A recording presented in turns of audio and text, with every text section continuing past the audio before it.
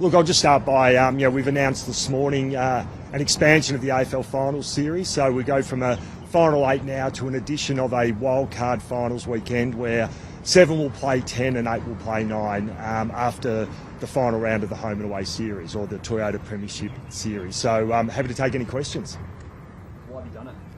Oh, look, we've been talking with our clubs and the players about this for a while, and what we feel is by expanding the final series, we'll have more games of consequence during the home and away, which we know our fans love. We know fans will go to those games. We know they'll watch them in numbers.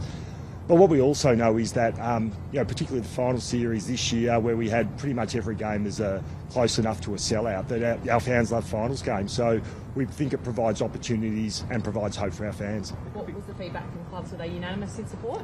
Yeah, absolutely. As I said, we've been speaking about this for a couple of years now with our clubs at CEOs conferences, and I've got plenty of good feedback from the clubs overnight. Rewarding it. Cash grab, rewarding mediocrity. 55% of teams will now qualify for finals. Is that the right balance? Well, I think if you look at the ladder over the last few years and you see the teams that have been finishing in 9th and 10th, and this year's a great example. You had the Bulldogs.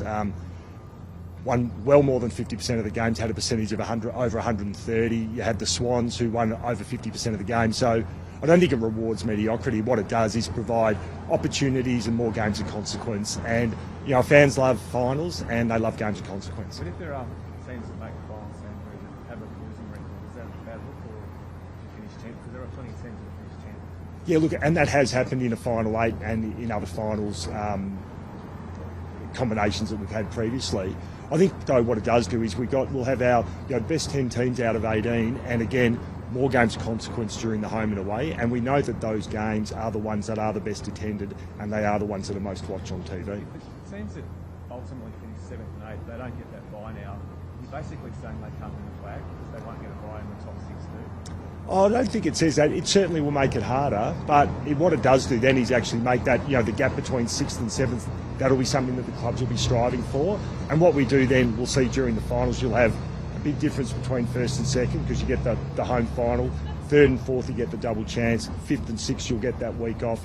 And then 7th and 8th, you'll get to host a home wildcard final. Some would also...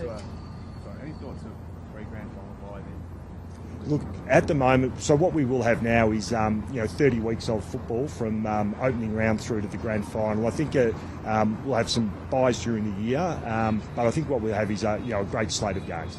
Some will also say that this is a direct response to the NRL, their sort of creativity and big event nature. What do you sort of say to those people that say it's sort of keeping up with the Joneses a bit? Oh, look, what we do is, we're really focused on what we're doing as a competition. And as I said, we know that our fans love games of consequence, and we know that they love finals. And they've been coming to our, the last 2 years, our home and away crowds have been at record numbers. The finals this year are incredible.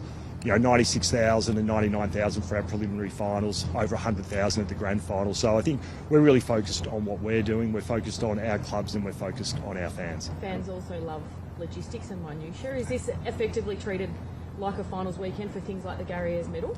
Yeah, absolutely. So the wildcard finals will be finals which will be part of the Gary Ayres medal and go on the players' records as playing in finals. Pretty vernacular. If Essendon win and they finish 10th and they win that first game, is their finals round over? Absolutely, Mitch, yeah. And I think the Essendon fans will be hoping they finish higher than 10th. But yes, if you win a knockout wildcard final, that will be a finals win. Is the initial negative crowd reaction concerned? Oh, look, I'm not sure. I mean, as I said, I got plenty of feedback. I get plenty of feedback over every decision that we make. And I think what we'll see when we get to the wildcard weekend next year is we'll see crowds come to the games in record numbers, and we'll see them really well attended, really well watched. Sorry. How much money does the AFL stand to make? Oh, look, I haven't gone through that because, as I said, you could have 2 games at the MCG with crowds of 80,000 plus.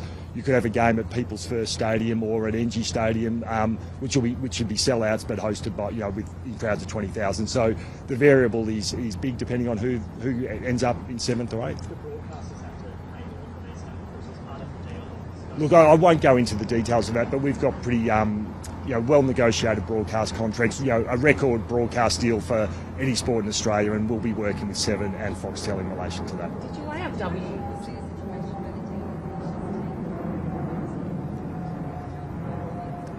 Look, as I said, I think we've seen back in 2016 when there was a slight change to the finals where we brought in the pre-finals by the Bulldogs were the first team to win from 7th. So I wouldn't rule anything out. As I said, it will be hard, but for fans of other sports, you see it in the NFL where teams make it through through their wildcard system, have gone through and won the Super Bowl. So we have got a different system, but absolutely, if you make the top 10, you're in with a chance. The pre-finals bye was a great opportunity for W to shine and have the much wanted clear air, for want of a better term. How much consideration was given to bringing these games back in on what was sort of their weekend? Look, W's super important for us, but we saw this year, Lauren, with rounds 1 and 2 overlapping with the last 2 rounds of the men's competition, that W and the AFLW and the AFL men's competition can coexist successfully, and we just see this as a further iteration of that. And but we get then all of October and all of November to celebrate AFLW, and we had an amazing weekend of finals just gone, and really looking forward to the next 3 weeks of AFLW finals. The story obviously broke yesterday afternoon during a final. Would you have preferred that was not the case, that the girls could have sort of had their afternoon? I think a lot of us would have preferred that, but some of you were right on the hustings there. Is this coming in now, Andrew, and obviously Origin as well? Do you hope this can bump the next broadcast rights? Yeah, I mean, we're 1 year. We've completed 1 year of a 7-year broadcast deal. But what we're always trying to do is provide value for. We want stuff and we want games that our fans love, and then they'll watch them and they'll go to them. And so, really, the focus for us is to make our competition as attractive as possible, make our games as attractive as possible, and that's really the focus for us. And I think things like broadcast rights or sponsorships, they play out on the back of having an attractive game and an attractive competition. When do you see these games being played?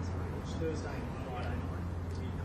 I think it'd be more likely to be a Friday and a Saturday, but potentially 2 on a Saturday, because just looking at days breaks on the back of round 24. So we haven't got that locked in yet, and again, that'll be discussions that we'll have at the time, and depending on the makeup and when those teams are played in round 24. Does that mean Jeff, the Thursday final for the first weekend? No,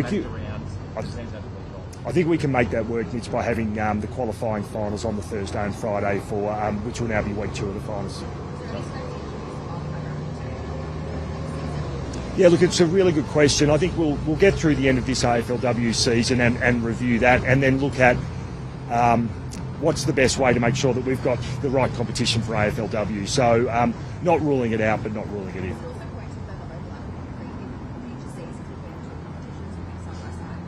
Yeah, well, I think what we have done with W is given that certainty now of when the season finishes last weekend of November. So for AFLW to expand, there will be more crossover with the men's competition. But I think that's something we're acutely aware of.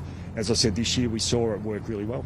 Just while we're on W, how much consideration did you give to a sort of closer double header for this Saturday? It's obviously same venue, but a significant break between the games. I think a lot of people would like to see both. Yeah, look, it's a good question. It's one that we did consider, but with Icon Park, with the change rooms and the like, we just had to make sure that it's a super important game, that Carlton-Hawthorn one, and we wanted to make sure that both of those clubs are able to prepare as well as they could, because Carlton are coming in great form, and Hawthorn, who've had an incredible season, want to give them every opportunity to be at their best on Saturday night. Does it concern you that we've got goalless games still happening in what should be a prime final series? I don't think concerns the word. I think what it does show is what an incredible team North Melbourne are. But I was at the game on Friday night, and there was no lack of endeavour from Hawthorn. And I think there was, there were times there where they were really close. But North Melbourne are an amazing side. They haven't lost for two seasons now, and they're going to be hard to beat. We've had news this morning that Taron Thomas could land in the Northern Territory. I know you've cleared him to play, but are you still sort of staying across and still involved in where he ends up at all? Look, that'll be a decision now for the clubs within the NTFL, if that's where I did see those reports. So, Taron has been cleared to play at the state league level. Brisbane won the flag in 27 games this year. Teams might have to play 28 now. Is that getting too far, like the teams that might have to go the whole way? Yeah, look, I mean, we're acutely aware of what we ask of our players. It's a tough game to play, but we have made some rule changes this year, in particular going to 5 on, 5 interchange rather than 4 on the sub. So we want to make sure that we can continue to have the game played at the highest level. But I don't think it's asking too much, but I don't think there's probably much more room for expansion past that. And is there the CBA for a player now that has to stuff up another game? Well, depending on what the revenue outcome is, there is an outperformance clause for the AFL in terms of our revenue projections, so that would play into that. And then any player that has a match payment, they would get a match payment for playing in the finals. We're getting closer to NFL game being scheduled, and how are you going to deal with that when that comes around? No, look, we're waiting for that. I think the schedule for the NFL will come out January, February, and so we'll have a look at that. We do know that will coincide with what is now week 3 of our finals, where we'll have 2 finals, and we'll have the flexibility to schedule that. We've got Stephen May and Dillon obviously set to face court in the next couple of weeks. Are you confident you're across the full version of events, given that they are so staunch that they had nothing to do with it, and yet police have obviously sought to charge them? Yeah, look, ultimately it is a matter before the courts, and so it's not really a question of whether we're across it, and I think it's something that'll play out in due course. Should they be training in the meantime? Yeah, I think that they will be, but ultimately it'll play out, and I don't really want to go into it because it's the court process. Thank you. Thanks, everyone. Thanks.